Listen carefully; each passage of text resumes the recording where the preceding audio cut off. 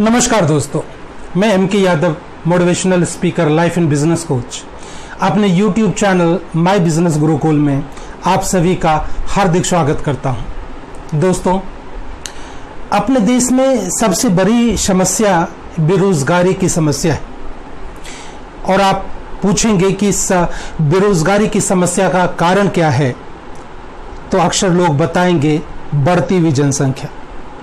लेकिन जैसे ही आप विश्व की जनसंख्या को देखेंगे और खासकर जो हमारा पड़ोसी मुल्क चीन है उसकी जनसंख्या को आप देखेंगे तो आप पाएंगे चीन की जनसंख्या भारत की जनसंख्या से अधिक है और चीन इस बढ़ती हुई जनसंख्या को अपने लिए समस्या नहीं बल्कि अपने लिए अवसर समझती है। चीन में हर लोगों के पास रोजगार है। चीन विश्व का सबसे बड़ा मैन्युफैक्चरिंग हब है और यहाँ पे हर प्रकार की वस्तुओं का उत्पादन होता है। आप यह सोचते होंगे कि जो चाइनीज प्रोडक्ट्स हैं वो सिर्फ भारत में ही मिलते हैं या पाकिस्तान में, नेपाल में, बांग्लादेश में मिलते हैं और कहीं नहीं मिलते होंगे, लेकिन नहीं, ऐसा नहीं है। चाइनीज प्रोडक्ट्स अमेरिका में भी मिलते हैं। चाइनीज प्रोडक्ट्स जापान में, ऑस्ट्रेलिया में, सिंगापुर में, ब्रिटेन में, दुबई में, यहाँ तक कि विश्व में जितने भी देश हैं हर देश में चाइनीज प्रोडक्ट्स मिलते। और चाइना विश्व को अपना बाजार समझती है। विश्व चाइना के लिए अपना बाजार है और यही चीन के लिए एक अवसर है, लेकिन भारत के लिए एक समस्या है। बढ़ती हुई जनसंख्या भारत के लिए एक समस्या है। तो जनसंख्या बेरोजगारी का कारण कभी नहीं हो सकता। बेरोजगारी का कारण सिर्फ और सिर्फ सरकार की गलत नीति, सरकार की गलत पॉलिसी है। सरकार की जो नीति है, सरकार की जो पॉलिसी है वो जन विरोधी पॉलिसी है। सरकार की पॉलिसीज, सरकार की नीति पूंजीपतियों के लिए। हम सोचते हैं कि हमने अपना प्रतिनिधि चुनकर संसद में भेजा है और ये हमारे प्रतिनिधित्व करेंगे, लेकिन आप गलत सोच रहे हैं। सरकार जनता के लिए नहीं बल्कि पूंजीपति के लिए काम कर रहे हैं और हमेशा करते रहेंगे। कितने पूंजीपति हमारे देश में? कोई 1 करोड़ 2 करोड़ तो पूंजीपति है नहीं। अगर आप फिंगर पे भी, उंगली पे भी गिनना चाहेंगे तो 500 से ज्यादा पूंजीपति हमारे देश में नहीं होंगे। और ये 500, लगभग 500 पूंजीपति संपूर्ण भारत को गुलाम बनाए हुए। और 1947 में जो हमने अंग्रेजों से आजादी पाई थी वो सिर्फ शारीरिक आजादी थी। हम लोग ब्रिटेन से आजाद तो हो गए, हम लोग अंग्रेजों से आजादी तो पा ली, लेकिन आज भी हम लोग इन पूंजीपतियों के गुलाम हैं और हम लोग आर्थिक गुलामी कर रहे हैं इन पूंजीपतियों का। आप 1947 से पहले भारत के ग्रामीण जो क्षेत्र हैं उनकी अर्थव्यवस्था को आप देखेंगे, उनकी अर्थव्यवस्था के बारे में जानना चाहेंगे तो मैं आपको बताना चाहूंगा कि आजादी से पहले और आजादी के बाद तक भी जो ग्रामीण अर्थव्यवस्था हुआ करता था वो बहुत ही रिच, बहुत ही उम्दा किस्म का अर्थव्यवस्था था। गांव में रहने वाले हमारे मजदूर, किसान, नौजवान, कोई भी व्यक्ति बेरोजगार नहीं था। जिस तरह से आज चाइना में कोई भी लोग बेरोजगार नहीं है और चाइना संपूर्ण विश्व को अपना बाजार समझती है, उसी तरह से हमारा ग्रामीण अर्थव्यवस्था हुआ करता था। और गांव में रहने वाले हर लोगों के पास अपना रोजगार था और पूरे भारत को ग्रामीण भाई, हमारे किसान, नौजवान, मजदूर पूरे भारत को अपना बाजार समझते थे। यही हकीकत था।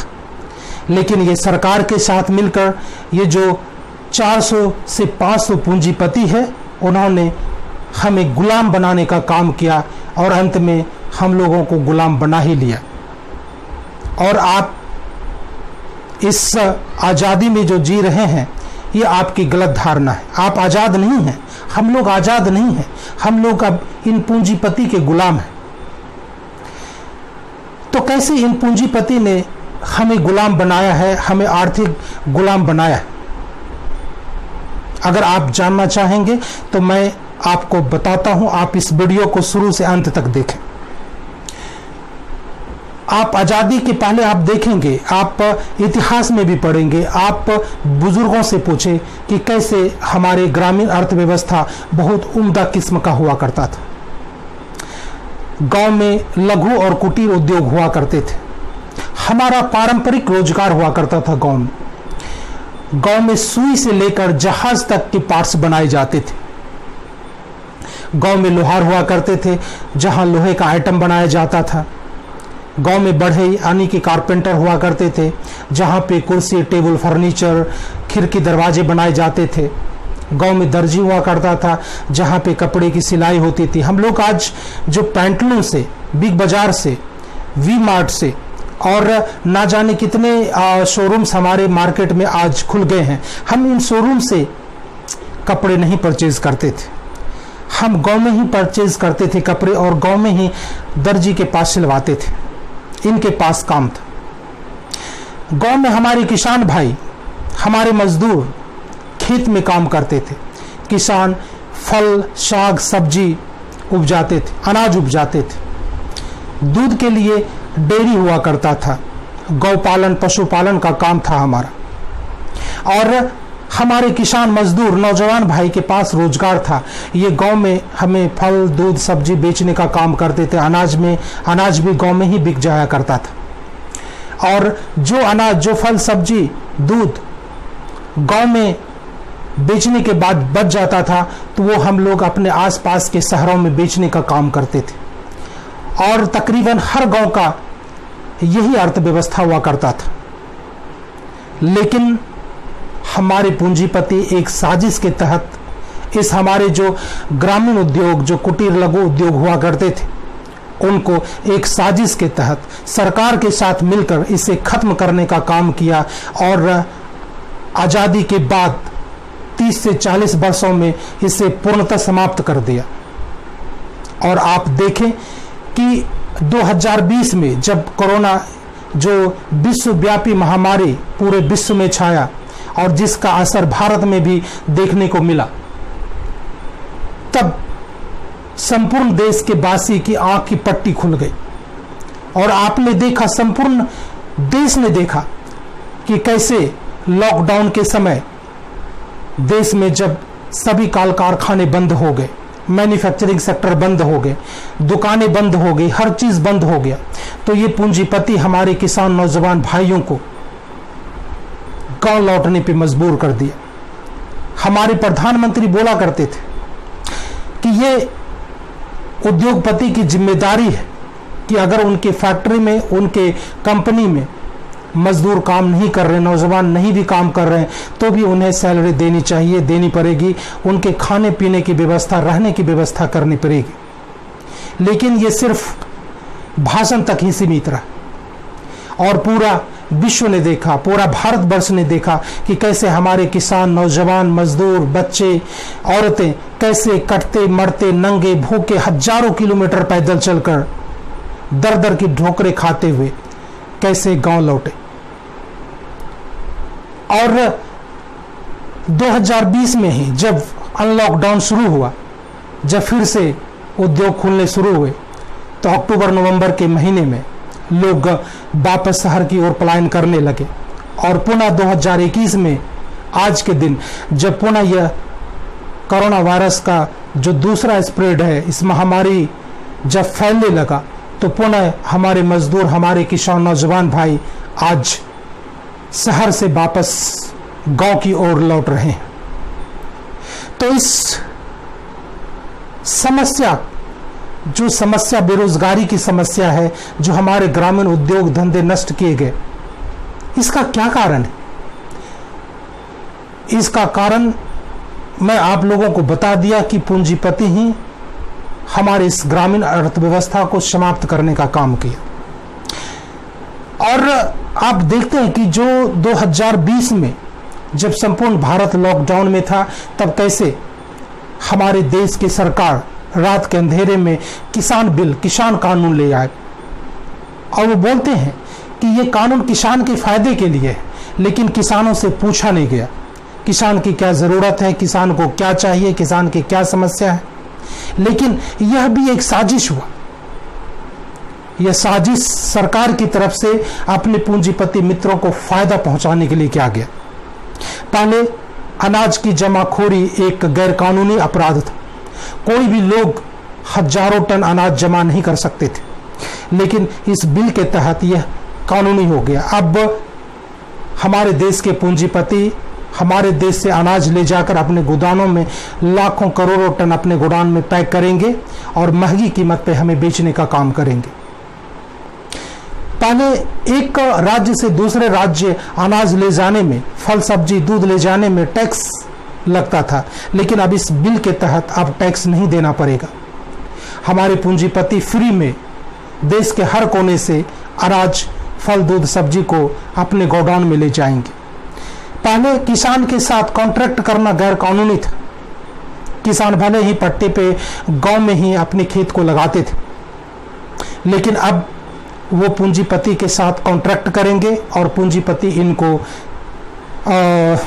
ज़रूरत की हर चीज़ें मुहैया करवाएंगे। खाद, बीज, पानी, हर चीज़ मुहैया करवाएंगे और बदले में पेमेंट कर अपने अनाज को ले जाएंगे। और हम लोगों की क्या मजाल कि हम लोग 1 किलो भी अनाज किसान के खेत से खरीद पाएं। आम आदमी तो खरीद नहीं सकेगा, और उल्टे ये पूंजीपति इस अनाज को पैक कर हमें वापस अपने गांव में बेचेंगे, महंगी कीमत पर बेचेंगे। ये तो साजिश हुई हमारे साथ। लेकिन अब इस साजिश से, इस जो आर्थिक गुलामी है, पूंजीपति की गुलामी से हमें कैसे निकलना होगा, ये सोचने की बात है और हमें ये करना ही होगा। आप जानते हैं कि कुछ हद तक हम भी जिम्मेदार हैं। आखिर हम लोग शहर क्यों जाते हैं? क्या होता है शहर में जाकर? हम लोग साग सब्जी तो ही बेचते हैं, हम लोग किराना दुकान में ही तो काम करते हैं, पूंजीपतियों की छोटे मोटे फैक्ट्रीज में ही तो काम करते, मैन्युफैक्चरिंग सेक्टर में काम करते हैं, जहाँ पे फ्लैट्स बनते हैं, बिल्डिंगें बनाई जाती हैं, वहीं पे तो हमारे किसान और मजदूर भाई काम करते हैं। तो क्या हमारे गांव में फल सब्जी नहीं बिकता है क्या? तो क्या हमारे गांव में दूध, साग सब्जी नहीं बिकता है, अनाज नहीं बिकते हैं क्या? क्या हम अपने गांव में, अपने आसपास के छोटे शहर में ऑटो और टोटो नहीं चला सकते हैं क्या? क्या हमारे गांव में मकाने नहीं बनते, हम यहाँ मजदूरी नहीं कर सकते हैं क्या? हर चीज हो सकता है, लेकिन सबसे बड़ा रोग क्या कहेंगे लोग? लोग कुछ नहीं कहते, क्योंकि लोग भी वही सोचते रहते हैं कि क्या कहें लेंगे लोग। ये भारत का सबसे बड़ा रोग है कि क्या कहेंगे लोग। लोग कुछ नहीं कहते हैं और इसीलिए हम काफी दिन तक रुक जाते हैं और हमें इन पूंजीपतियों की गुलामी करनी पड़ती है। लेकिन अब से ऐसा नहीं होगा, क्योंकि जिस ढंग से ये पूंजीपति हमारे ग्रामीण रोजगार को, हमारे ग्रामीण अर्थव्यवस्था को हमसे रोजगार छीनकर महानगर में ले गए, उसी ढंग से हमें आज इन पूंजीपतियों की रोजगार को छीनकर, अपनी रोजगार को छीनकर हमें इनसे वापस लाना होगा और हम लाएंगे। तो मैं एमके यादव, बिजनेस गुरु, आप सभी से आग्रह करता हूं, आप सभी बिहार वासियों से आग्रह करता हूं, जो भाई भी इस वीडियो को देख रहे हैं उनसे आग्रह करता हूं कि आज से एक प्रण ले, क्योंकि कोविड महामारी है, लॉकडाउन का समय चल रहा है, अर्थव्यवस्था नीचे जा चुका है, पूंजीपति को कोई फर्क नहीं पड़ने वाला है, उनके पास अगाध धन दौलत, जो फर्क पड़ने वाला है वह हमें पड़ने वाला है।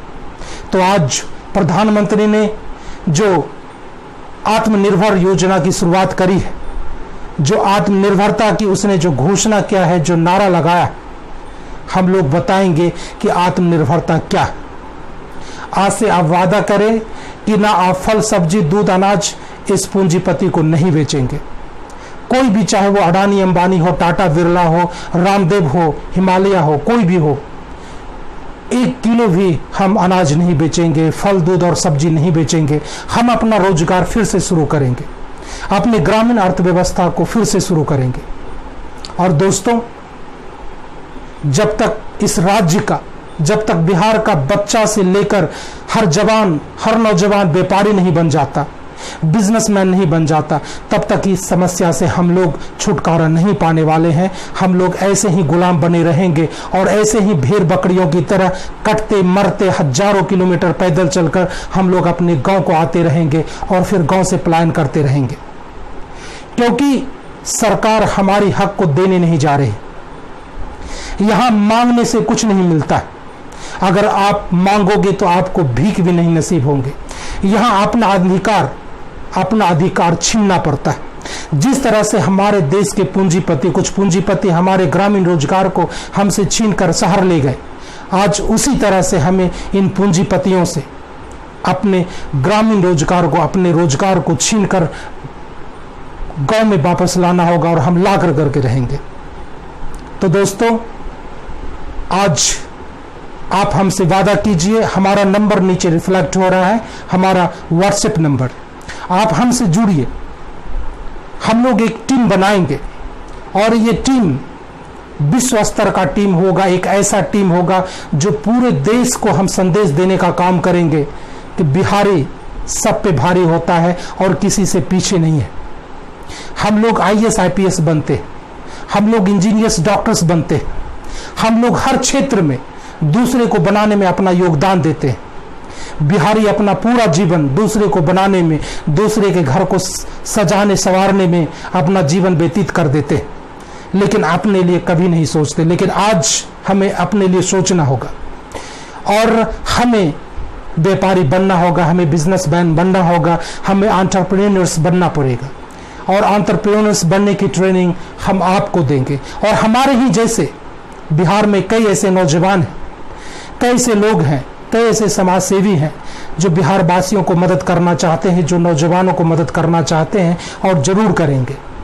मैं एक ऐसे टीम का, एक ऐसे बिजनेस टीम का निर्माण करने जा रहा हूं जिस टीम में आप मिलकर, शामिल होकर एक विश्व स्तर के व्यापारी बन सकेंगे, एक विश्व स्तर के बिजनेसमैन बन सकेंगे और बिहार में बिजनेस की शुरुआत कर, ग्रामीण अर्थव्यवस्था का पुनर्निर्माण कर हम पूरे भारत में संदेश देंगे, एक मॉडल बनाएंगे कि भारत में ग्रामीण अर्थव्यवस्था ऐसे बनेगी और ऐसे ही हम बेरोजगारी की समस्या से उबर सकते हैं, निवृत्त हो सकते हैं। तो दोस्तों, आप हमें कॉल कीजिए, आप हमसे जुड़िए और जल्द ही इस महामारी के बाद हम एक बिजनेस टीम का निर्माण करने जा रहे हैं। जो पढ़ाई, जो MBA की पढ़ाई 2 साल की होती है और लोगों को लाखों रुपए खर्च कर करके इस बिजनेस की पढ़ाई करनी पड़ती है, हम 10 से 15 दिन में उस पढ़ाई को हम अपने बिहार वासियों को प्रदान करने का काम करेंगे और विश्व स्तर के बिजनेसमैन बनाने का काम करेंगे। आप हमसे जुड़िए। आपने हमारे वीडियो को देखा, आप हमारे चैनल माई बिजनेस गुरुकुल को अवश्य सब्सक्राइब करें और नोटिफिकेशन को बेल को भी दबाएं ताकि हमारे अगली वीडियो की जानकारी आपको मिलती रहे। आपने हमारी वीडियो को देखा, इसके लिए आप लोगों का बहुत बहुत धन्यवाद।